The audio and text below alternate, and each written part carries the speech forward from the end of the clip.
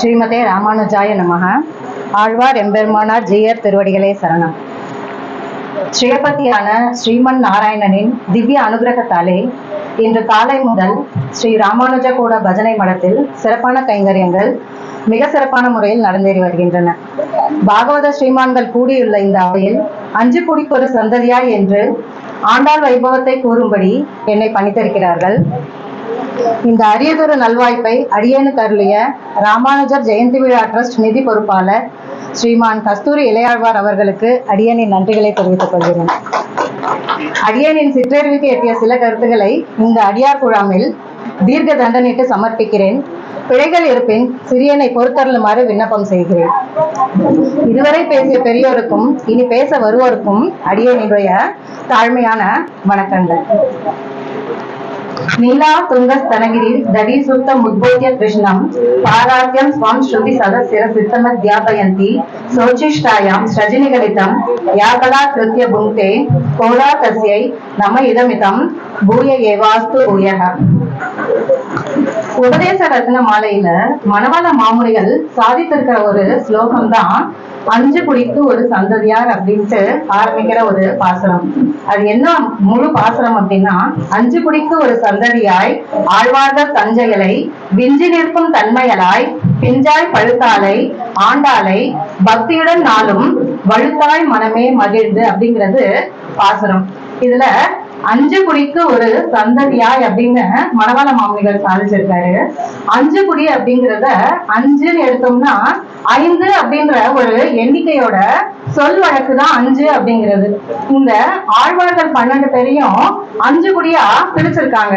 எப்படி பிரிச்சிருக்காங்கன்னா, முதல் ஆழ்வார்கள் 3 பேரும் ஒரு குடி, திருமழிசை பிரான் ஒரு குடி, மூணாவதா நம்மாழ்வாரும் மதுரகுவி ஆழ்வாரும் ஒரு குடி, நான்காவதாக குலசேகர ஆழ்வார் ஒரு குடி, ஐந்தாவதாக பெரியாழ்வார் ஒரு குடி. ஏன் இப்படி பொய்கை ஆழ்வார் பூதத்தாழ்வார் பேயாழ்வார் 3 பேரையும் ஒரே குடியா பிடிச்சிருக்காங்க அப்படின்னா, அவங்க 3 பேருமே சமகாலத்தவர்கள், அதனால ஒரு குடின்னு சொல்லலாம். அவர்கள் 3 பேருமே அயோனிஜமாக பிறந்தவர்கள். இப்போ இவங்களுக்கும் ஆண்டாளுக்கும் என்ன சம்பந்தம் அப்படின்னு பார்த்தோம்னா, இவங்களும் அயோனிஜையா பிறந்தவங்க தான்.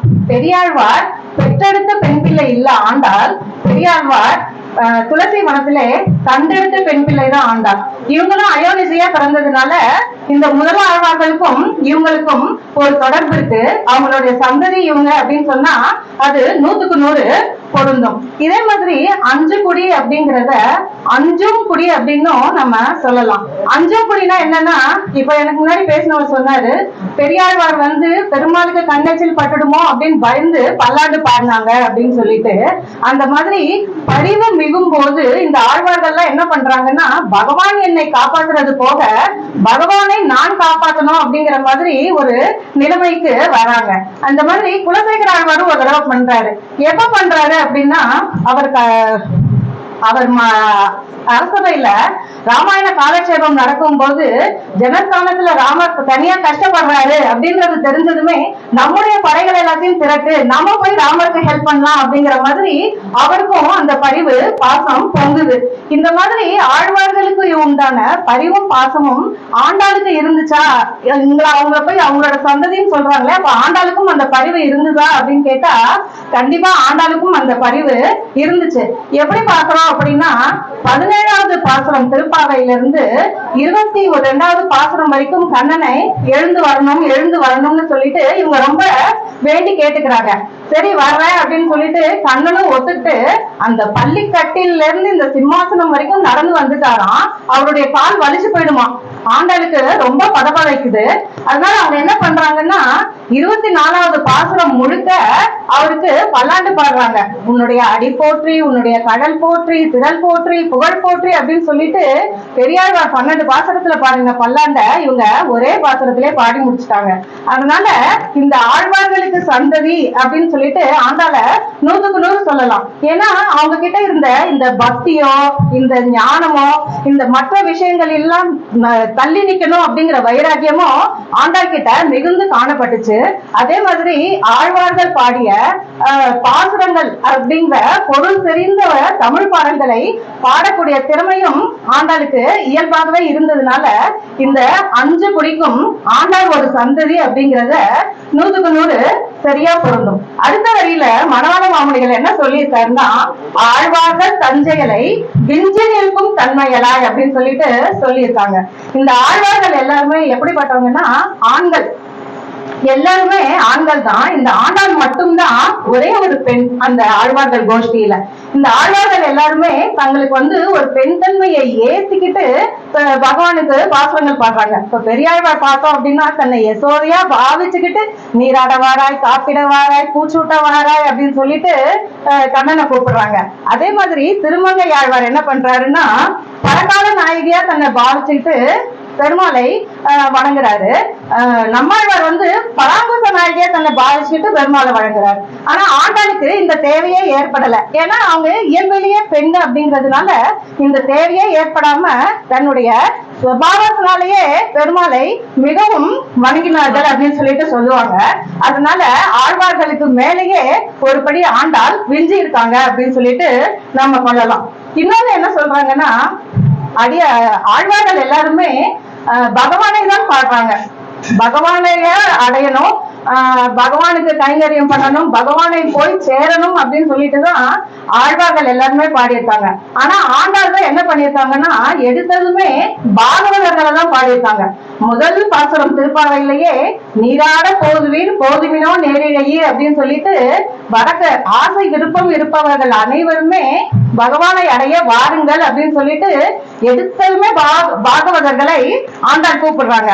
அதே நம்மாழ்வார் பாகவதர்களை பத்தி பேசணும் அப்படின்றது எடுத்தது எப்பன்னா திருவாய்மொழியில, அதுவும் 800 பாசுரங்கள் முடிஞ்சு 8ஆம் பத்துல 10ஆம் திருவாய்மொழியில தான் நம்மாழ்வார் பாகவதர்களை பத்தி பேசுறாரு. அதுவும் திருவாசரியம், திருவிருத்தம், பெரிய திருவந்தாதி அது எல்லாமே முடிஞ்சு போச்சு. அதுக்கப்புறமும் ஒரு 800 பாசுரம் முடிஞ்சு போச்சு. அதுக்கப்புறம் தான் பாகவதர்களினுடைய பெருமையை நெடுமாற் கரிமை செய்வேன் போல் அப்படின்னு சொல்லிட்டு ஆரம்பிச்சு அவன் அடியார் அடியே கூடும் அப்படின்னு சொல்லிட்டு சொல்றாரு. இதே மாதிரி திருமங்கை ஆழ்வாரும் பாகவதர்களுடைய பெருமையை எப்ப பேசுறாரு அப்படின்னா 7ஆம் பத்து 4ஆம் திருவாய்மொழி. அவரும் கிட்டத்தட்ட 700 பாடல்கள் பாடினதுக்கு அப்புறம் தான் பாகவதர்களை நம்ம சென்று சேரணும் அப்படின்னு நினைக்கிறாரு. திருச்சேரை எம்பெருமானை பத்தி பேசும்போது திருமங்கை ஆழ்வார் சொல்றாரு, தன் சேர எம்பெருமான் தாழ் தொழுவார் காண்மின் என் தலை மேலாரே அப்படின்னு சொல்லிட்டு திருமங்கை ஆழ்வார் சொல்றாரு. இவங்க 2 பேரும் 700-800 பாசங்களுக்கு மேல செஞ்ச விஷயத்த ஆண்டாள் முதல் பாசனத்திலே செஞ்சிடறாங்க. அதுவும் இல்லாம 7ஆவது பாசனத்துல போவான் போகின்றாரை போகாமல் காத்து உன்னை கூவான் வந்து நின்றோம் அப்படின்னு சொல்லிட்டு சொல்றாங்க. அதாவது ஒரு பாகவதரை கூட விடக்கூடாது, எல்லாரையும் அழைச்சிட்டு போய் தான் பெருமாளுக்கு கைங்கரியம் பண்ணணும் அப்படின்றதுல அவங்க ரொம்ப உறுதியா இருக்காங்க. அதே மாதிரி இந்த உறுதி எவ்வளவு தூரம் தொடருதுன்னா கடைசி 29வது பாசம் வரைக்கும் போகுது. எப்படி சொல்றாங்க 29வது பாசம்னா, குற்றேவல் எங்களை கொல்லாமல் போகாது அப்படின்னு சொல்லிட்டு சொல்றாங்க. இவங்கதான் அங்க ரொம்ப முக்கியமா இருக்காங்க. அப்படிங்கும் போது அந்த பகவானுக்கு சேவை செய்யற பாக்கியம் முழுக்க எனக்கே வரணும் அப்படின்னு சொல்லிட்டு குற்றேவல் என்னை கொல்லாமல் போகாதுன்னு அவங்க சொல்லல, குற்றேவல் எங்களை கொல்லாமல் போகாதுன்னு சொல்லிட்டு எல்லா பாகவதர்களையும் தன்னோட சேர்த்துக்கிட்டு தான் இவங்க கடைசி வரைக்குமே போறாங்க. அதுல ஆழ்வார்களினுடைய செயலை இவங்க ரொம்பவுமே விஞ்சி இருக்காங்க. இந்த ஆழ்வார்கள் பகவானுக்கு தான் திருப்பள்ளி எழுச்சி பாடுறாங்க. தொண்டரடி கொடி ஆழ்வார் பாடினாரு, கதிரவன் குணதிசை சிகரம் வந்தனைந்தான் அப்படின்னு சொல்லிட்டு 10 பாசனங்கள் அரங்கநாதனுக்கு திருப்பள்ளி எழுச்சி பாடியிருக்காரு. அதே மாதிரி ராமருக்கு விஸ்வாமித்திரர் பாடியிருக்காரு கௌசல்யா சுப்ரஜா அப்படின்னு சொல்லிட்டு. அதே மாதிரி பெரியாழ்வார் பாடியிருக்காரு அரவணையாய் ஆயனேரே அம்மா முன்ன துயிலாய அப்படின்னு சொல்லிட்டு கண்ணனை பார்த்து பாடியிருக்காரு. யாருமே பாகவதர்களுக்கு திருப்பள்ளி எழுச்சி பாடி நம்ம பார்க்கவே பார்க்கல. ஆனா ஆண்டாள் என்ன பண்றாங்க அப்படின்னா 10 பாகவதர் பெண்களை எழுப்பிக்கிட்டு தான் பெருமாள் கிட்டேயே போறாங்க. நானாதாய் நாவுடையாய் பேய் பெண்ணே பாவாய் கண்ணினாய் இளங்கிலியே அப்படின்னு சொல்லிட்டு ஒவ்வொரு பெண்ணா எழுப்பி அவங்கள சேர்த்து கூட்டிக்கிட்டு பெருமாள் கிட்ட போறாங்க. இந்த மாதிரி பாகவத திருப்பள்ளி எழுச்சி பாடினது ஆண்டாள் நாச்சியார் ஒரே ஒருத்தர் தான். அதனால ஆழ்வார்களின் செயல்களை அவங்க ரொம்பவே விஞ்சி இருக்காங்க. இந்த பகவானுக்கு கைங்கரியம் செய்யணும் அப்படிங்கிறது தான் ஆழ்வார்களினுடைய முக்கியமான ஒரு கொள்கையா நோக்கமா இருந்துச்சு. எதுவா இருந்தாலும் முதல்ல பகவானுக்கு அர்ப்பணிச்சிடணும். அதுக்கப்புறம் அந்த உச்சிஷ்டத்தை தான் நம்ம ஏத்துக்கணும் அப்படின்னு சொல்றதுதான் இந்த அடியார்கள் ஆழ்வார்களுடைய முக்கியமான நோக்கமா இருந்துச்சு. ஆனா பெரியாழ்வார் கூட சொல்லுவாரு, உடுத்து கலைந்தனின் பீரக வாடை உடுத்து கலத்தல் உண்டு அப்படின்னு சொல்லிட்டு. ஆனா ஆண்டாள் நாச்சியார் அப்படியே இதுக்கு நேர் எதிர். ஒரு பூமாலை கட்டினாங்க அப்படின்னா அது முதல்ல தான் அணிஞ்சு தான் அழகு பார்த்து அதுக்கப்புறம் தான் அதை கொண்டு போய் பெருமாளுக்கே சமர்ப்பிக்கணும் அப்படின்னு சொல்லிட்டு அவங்க நினைச்சாங்க. பெருமாளுக்கும் இதுதான் மிகவும் உகப்பா இருந்தது. அவங்க சூடி கலைந்த அந்த மாலைக்கு தான் பெருமாள் மிகவும் ஏங்கினாரு. அததான் அவர் வேணும்னு சொல்லிட்டு விரும்பி கேட்டார். இன்றளவும் திருமலையில நடக்கிற அந்த பிரம்மோற்சவத்துல கருட சேவையின் அப்போ ஸ்ரீவில்லிபுத்தூர்ல இருக்கிற ஆண்டாள் அணிந்த அந்த மாலைக்காக பெருமான் காத்துட்டு இருக்காரு. அந்த மாலையை அணிந்து கொண்டுதான் அவர் கருட சேவையில மக்களுக்கு காட்சி கொடுக்கிறார் அப்படிங்கிறது இன்றளவும் நடக்கக்கூடிய ஒரு பெரிய விசேஷம். இந்த மாதிரி பெரியாழ்வார் வந்து எப்பயுமே அந்த ஆழ்வார்கள் எப்பயுமே தங்களுடைய மனசுக்கும் தங்களுடைய புத்திக்கும் தான் ஏத்த மாதிரி நடந்துக்குவாங்க. என் மனமே கேளாய், என் நெஞ்சே கேளாய், இந்த மாதிரி கெட்ட விஷயத்துக்கெல்லாம் நீ போகாம இரு அப்படிங்கிற மாதிரி தனக்குத்தானே அறிவுரை கூறுவதில் தான் ஆழ்வார்கள் சிறந்தவர்களாக இருந்தாங்க. அதாவது என்ன நான் முதல்ல பாத்துக்கிறேன் அப்படின்னு சொல்ற மாதிரி. இதையெல்லாம் படிக்கும் போது நம்மளுக்கு என்ன தோணும்னா, ஆழ்வாரே இவ்வளவு தூரம் வருத்தப்பட்டு பேசியிருக்காரு, அப்ப நம்மளும் ரொம்ப ஜாக்கிரதையா நடந்துக்கணும் அப்படின்னு சொல்லிட்டு நம்ம அதுல இருந்து என்ன பொருள் வரும்ன்றத கண்டுபிடிச்சு பார்த்து கூட்டி தெரிஞ்சு நடந்துக்கணும். ஆனா ஆண்டாள் என்ன பண்றாங்கன்னா நேரடியா விஷயத்துக்கு வந்துடுறாங்க. நீங்க வந்து இதை செய்யணும், இதை செய்யக்கூடாது, இதுதான் பகவானுக்கு பிடித்தமானது, இதுதான் பகவானுக்கு பிடித்தம் இல்லாதது அப்படின்னு சொல்லிட்டு நேரடியாவே கட்டளை கொடுத்துடுறாங்க. கேளீரோ அப்படின்னு சொல்லிட்டு தன்னுடைய சக தோழிகள் பாகவதர்களை கூப்பிட்டு என்ன சொல்றாங்க அப்படின்னா, நாட்காலே நீராடணும்னு சொல்றாங்க, மையிட்டு எழுதக்கூடாது, மலரிட்டு நாம உடையக்கூடாது, அதெல்லாம் சொல்றாங்க. இதெல்லாம் சொல்றது போது நம்மளுக்கு என்ன தோணுது அப்படின்னா, வராக பெருமாள் வந்து பூமாதேவியை அந்த சமுத்திரத்திலிருந்து இடர்ந்து எடுக்கும் போது பூமாதேவி கேட்டாலாம் வராக பெருமாள் கிட்ட, என்ன வந்து இந்த கடல்ல இருந்து தூக்கி காப்பாத்திட்டீங்க, நம்ம இந்த சம்சார சாகரம் அப்படிங்கிற கடல்ல சிக்கி இருக்கிற இந்த ஜீவாத்மாக்களை எல்லாம் நீங்க எப்படி காப்பாற்ற போறீங்க? அவங்களுக்கு வந்து நீங்க உடனே வேதம் படி, புராணம் படி அப்படின்னு சொல்லிட்டு பெரிய பெரிய விஷயமா சொல்லாதீங்க, ரொம்ப எளிமையான விஷயமா ஏதாவது சொல்லுங்க அப்படின்னு சொல்லிட்டு நம்மேல் உள்ள கருணையினால அந்த பூமி பிராட்டி கேட்கிறாங்க. அந்த அவங்க கேட்ட கேள்விக்கு வராக பெருமாள் பதில் சொல்றாராம், நீ வந்து ரொம்ப கஷ்டமான வேலையெல்லாம் எதுவுமே செய்ய வேண்டாம், எனக்கு வந்து மூக்கல்ல தூவி அர்ச்சனை பண்ணணும், என்னுடைய நாமங்களை எல்லாம் பாடணும், அதுவும் எப்ப பண்ணணும்னா இளமை பிராயத்திலேயே பண்ணணும் அப்படின்னு சொல்லிட்டு வராக பெருமாள் சொல்றாரு. அந்த வராக பெருமாள் சொன்னதை காதுல வாங்கின பூமாதேவி நேரம் பார்த்து காத்துக்கிட்டே இருந்தாங்களாம். என்கிட்ட சொல்லிட்டீங்க, இதை நான் கொண்டு போய் மக்கள் மத்தியில சொன்னாதானே அவங்க அதையெல்லாம் உபயோகப்படுத்துவாங்க அப்படின்னு சொல்லிட்டு காலம் பார்த்து காத்துக்கிட்டே இருந்தாங்களாம். அந்த மாதிரி காத்துட்டு இருக்கும் போதுதான் இந்த பெரியாழ்வாருக்கு பெண் பிள்ளையா நான் போய் பிறக்கட்டுமா அப்படின்னு சொல்லிட்டு கேட்கவும், நீ தாராளமா போய் பிற, அது மாதிரி நான் சொன்ன விஷயங்கள் எல்லாத்தையும் உலக மக்களுக்கு சொல்லு அப்படின்னு சொல்லி அனுப்பி விடுறாரு. அந்த மாதிரி பிறந்த இந்த ஆண்டாள் நாச்சியார் என்ன சொல்றாங்க அப்படின்னா, வாயினால் பாடி மனத்தினால் சிந்திக்க அப்படின்னு சொல்லிட்டு சொல்றாங்க. அதே மாதிரி சிறுமீன்கால் அப்படின்னு சொல்லிட்டு சின்ன பிள்ளைகளே நீங்க எல்லாரும் வாங்க அப்படின்னு சொல்லிட்டு சொல்றாங்க. வராக பெருமாள் சொன்ன 3 விஷயமுமே இதுல அடங்கி போயிடுச்சு. வாயினால் பாடணும் அப்படின்னு சொல்லிட்டு சொல்லிட்டாங்க, மனத்தினால் சிந்திக்கணும் அப்படிங்கறதையும் சொல்லிட்டாங்க. இந்த திருப்பாவை 30 பாசுரத்திலையுமே ஒவ்வொரு பாசுரத்திலையுமே அவங்க இத வலியுறுத்துறாங்க. பரமநடி பாடு, உத்தமன் பேர் பாடு அப்படின்னு சொல்லிட்டு பாடு பாடு பாடுன்னு சொல்லிட்டு இந்த 30 பாசுரத்திலையுமே நாம சங்கீர்த்தனத்தை தான் அவங்க ரொம்பவும் வலியுறுத்தி சொல்லியிருக்காங்க. இந்த பெரிய விஷயத்த எளிமையான தன்னுடைய பாடல்கள்ல சொன்னதுனால அந்த ஆழ்வார்களினுடைய செயல்களை எல்லாம் இவங்க ஆண்டாள் விஞ்சி இருக்காங்க. அதே மாதிரி ஆழ்வார்கள் எல்லாரும் என்ன சொன்னாங்கன்னா, பிறவியே எனக்கு வேண்டாம், எனக்கு வந்து இந்த சம்சார சாகரத்துல தள்ளாத, என்னை வந்து உன்கிட்டயே வச்சுக்கோ, உன்கிட்டயே கூட்டிக்கோ அப்படிங்கிற மாதிரிதான் ஆழ்வார்கள் எல்லாருமே கேட்டாங்க. ஆனா ஆண்டாள் மட்டும் என்ன சொல்றாங்கன்னா, எற்றைக்கும் 7 பிறவிக்கும் உன் தன்னோடு உற்றோமே ஆவோம், உனக்கே நாம் செய்வோம் அப்படின்ட்டு தான் அவங்க சொல்றாங்களே தவிர எனக்கு பிறவி கொடுக்காத, என்னை வைகுண்டத்துல வச்சுக்கோன்னு சொல்லிட்டு அவங்க கேட்கவே இல்லை. என்ன எங்க வச்சிருந்தாலும் உன்னுடைய நினைவு மட்டும் மாறாம இருக்கணும், உனக்கு கைங்கரியம் செய்வதிலேயே நான் நிலைத்திருக்கணும் அப்படிங்கறதுதான் ஆண்டாள் கேட்டாங்களே ஒழிய மத்த எதுவுமே அவங்க கேட்கல. அதனால இதுலயும் ஆண்டாள் விஞ்சிதான் இருக்காங்க ஆழ்வார்களை காட்டிலும். மூணாவது வாக்கியம் என்ன வருதுன்னா, பிஞ்சாய் பழுத்தாலை அப்படின்னு சொல்லிட்டு சொல்றாங்க. பிஞ்சாய் பழுத்தாலைன்னா சின்ன வயசுலயே ஆண்டாள் மிகச்சிறந்த கருத்துக்களை எல்லாருக்கும் சொல்லியிருக்காங்க அப்படிங்கறதுதான் இந்த ரெண்டே வார்த்தையில இவங்களும் சுருக்கமா சொல்லியிருக்காங்க, பிஞ்சாய் பழுத்தாலை. ஏன்னா ஆண்டாளுக்கு திருப்பாவை பாடும்போதே வயசு 5 தான் அப்படின்னு சொல்லிட்டு சொல்றாங்க. இப்ப நம்ம திருமழிசை பிரானோட வாரி திருநாமம் பார்த்தோம் அப்படின்னா அதுல வரும், நன்புயில் 4700 வாழியே அப்படின்னு சொல்லிட்டு.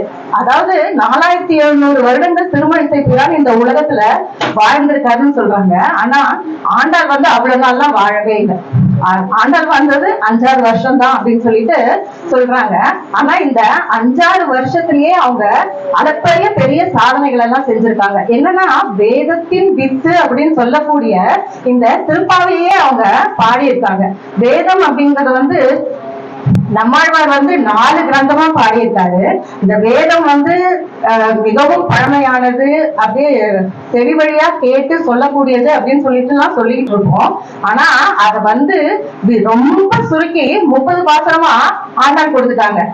அமலநாதிபிரான் அப்படின்ற கிரந்தமோ, கண்ணினும் சிறுசாம்பு அப்படின்ட்டு திருப்பாணாழ்வார் எழுதினது, மதுரகவி ஆழ்வார் எழுதினதுலாம் 10 பாசனங்கள் தான். ஆரம்பிக்கிறதும் தெரியாது, முடிகிறதும் தெரியாது. அதே நம்மாழ்வார் திருமங்கை ஆழ்வார்லாம் எழுதுறதெல்லாம் பார்த்தோம்னா 1000 சொச்சம் பாசனங்கள். அப்பா இதை படிக்கிறதுக்குள்ள எவ்வளவு நேரம் ஆகுறது அப்படின்னு சொல்லிட்டு மலைப்போம். ஆனா இந்த திருப்பாவை ரொம்ப குட்டியாவும் இல்லாம ரொம்ப பெருசாவும் இல்லாம அழகா 30 பாசனங்கள் அளவெடுத்து செஞ்ச மாதிரி அழகா 30 பாசனங்கள் கொண்டு கொடுத்திருக்காங்க. இந்த திருப்பாவை எங்கேயுமே ஒழிக்கக்கூடிய ஒரு கிரந்தம் இது. இந்த தமிழ்நாட்டு கோயில்கள்ல தான் இருக்குது, இந்திய கோயில்கள்ல தான் இருக்குதுன்னு இல்ல.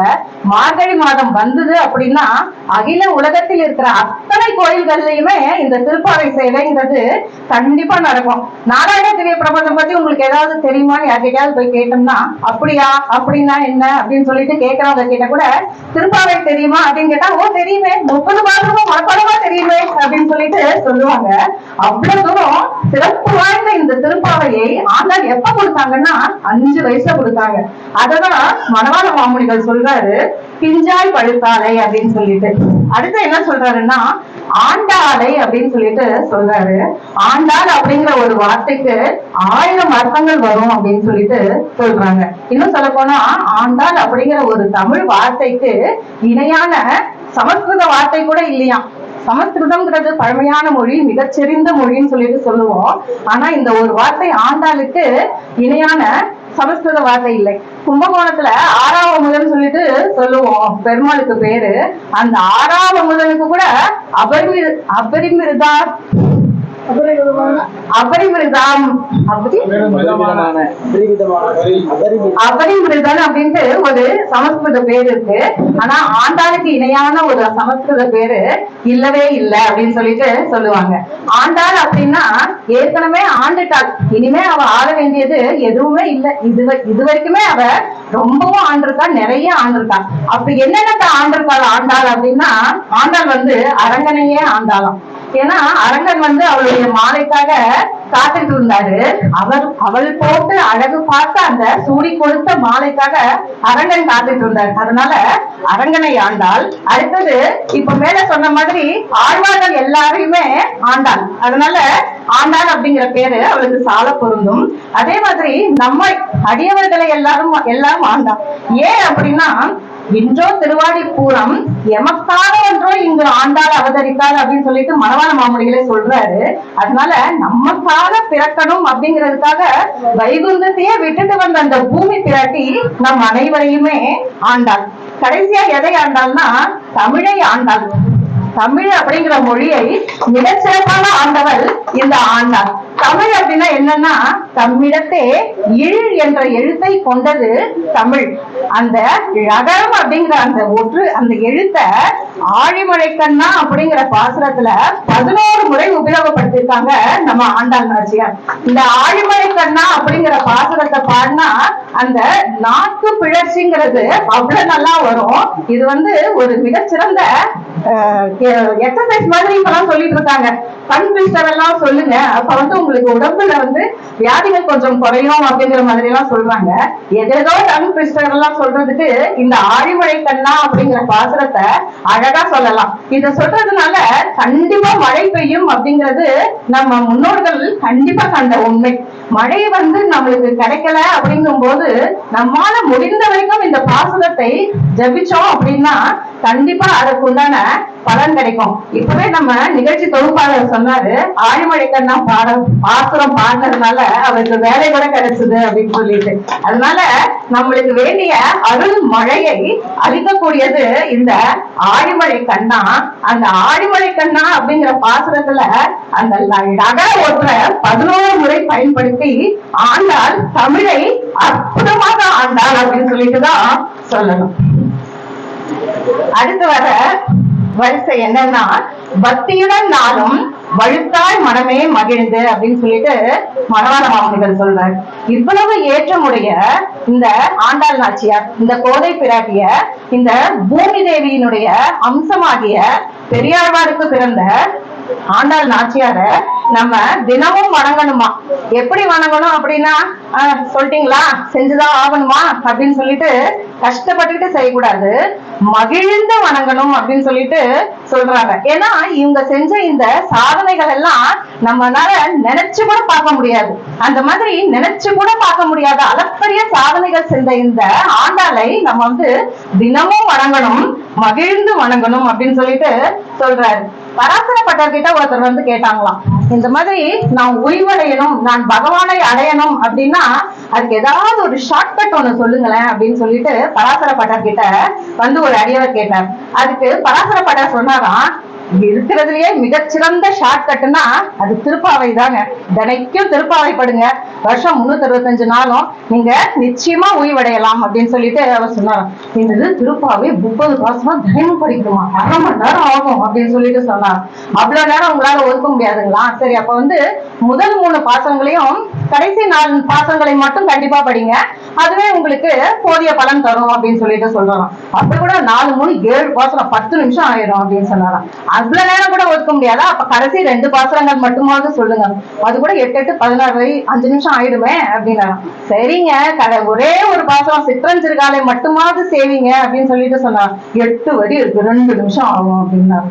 அப்ப ஒரு பாசுரம் கூட உங்களால சொல்ல முடியாதுன்னா இந்த 30 பாசுரத்தையும் தினமும் நித்தியானுசந்தானம் செய்யும் பராசர பட்டரை நான் அறிவேன் அப்படின்னு சொல்லிட்டு தினைக்கும் நினைச்சுக்கோங்க, அது போதும் அப்படின்னு சொல்லிட்டு சொன்னாங்க. என்ன இவரு ஒரு மகானா இருக்கிறாரு, இவர் போய் என்ன நினைச்சுக்கோ அப்படின்னு சொல்லிட்டு சொல்றாரு, பெருமாளை நினைச்சுக்கோன்னு சொல்லணும் அப்படின்னு சொல்லிட்டு அவர் நினைச்சாராம். அதுக்கு பராசரப்பட்டர் விளக்கம் கொடுத்தாராம். நீங்க முதல்ல என்ன நினைச்சுக்கிட்டீங்க அப்படின்னா இவரால தினைக்கும் 30 பாசுரம் படிக்க முடியுதுன்னா நம்ம கொஞ்சம் கஷ்டப்பட்டு ஒரே ஒரு பாசுரம் படிக்கலாம் அப்படின்னு சொல்லிட்டு நீங்க சிற்றஞ்சிறுகாலை மட்டும் ஆரம்பிப்பீங்க. அப்புறம் சரி 2 சொன்னாரே அப்படின்னு சொல்லிட்டு சிற்றஞ்சிறுகாலே வங்கக்கடல் கடைந்து 2ஐயும் படிப்பீங்க. அப்புறம் சரி சொன்னாரேன்னு சொல்லிட்டு 7 படிப்பீங்க. சரி சொன்னாரே 30 படிப்பீங்க. இப்படியே தினைக்கும் படிச்சுட்டு வந்தீங்கன்னா நீங்களே படிக்க ஆரம்பிச்சிருவீங்க. அந்த திருப்பாவைக்கே உள்ள ஏற்றம் அதுதான். நீங்க கொஞ்சோண்டு கால வச்சீங்கன்னா போதும், மற்றபடி அதுவே உங்களை தனக்குள் இழுத்து கொள்ளும், நீங்க ஒன்னும் பிரயத்தனப்பட வேண்டாம் அப்படின்னு சொல்லிட்டு பராசரப்பட்டர் வந்து இந்த எளிமையான வழியை சொன்னாங்க. எனவே இவ்வளவு பெருமை பொருந்திய ஆண்டாள் பாடிய இந்த பெருமை பொருந்திய திருப்பாவையை நாம் தினமும் பாராயணம் செய்யணும் அப்படின்னு சொல்லிட்டு கேட்டுக்கிறேன். ஆண்டாளின் அருளுக்கும் அதன் மூலம் அரங்கனின் அருளுக்கும் நாம் பாத்திரராக ஆக வேண்டும். செங்கல் திருமுகத்து செல்வ திருமாலால் எங்கும் திருந்தருள் பெற்று இன்புற வேண்டுமாய் பிரார்த்தித்துக் கொள்கிறேன். இதுவரை பொறுமையாக கேட்டு அன்வைத்த அடியார் அனைவருக்கும் நமஸ்கரித்து விடைபெறுகிறேன். திருவாடி பூரத்து ஜெகத்துதித்தால் வாழியே, திருப்பாவை 30 செட்டினால் வாழியே, பெரியாழ்வார் பெற்றெடுத்த பெண் பிள்ளை வாழியே, பெரும்புதூர் மாமுனிக்கு பின்னானால் வாழியே, 143 உரைத்தால் வாழியே, உயர் அரங்கற்கே கண்ணி உகந்தளித்தால் வாழியே, மறுவாரும் திருமண்டி வளநாடி வாழியே, வன்புதுவை நகர்கோதை மலர்பகங்கள் வாழியே, ஸ்ரீமத்தியே விஷ்ணு சித்தாரியை மனோரஞ்சன கேதவே, நந்தநந்தன சுந்தரியை போதனாயை நித்தியமங்கலம், ஸ்ரீமதே ரம்யஜா மாத்ரு முனீந்திராய மகாத்மனே, ஸ்ரீரங்க வாசினே பூயாத் நித்யஸ்ரீ நித்தியமங்கலம். ஆண்டாள் திருவடிகளே சரணம்.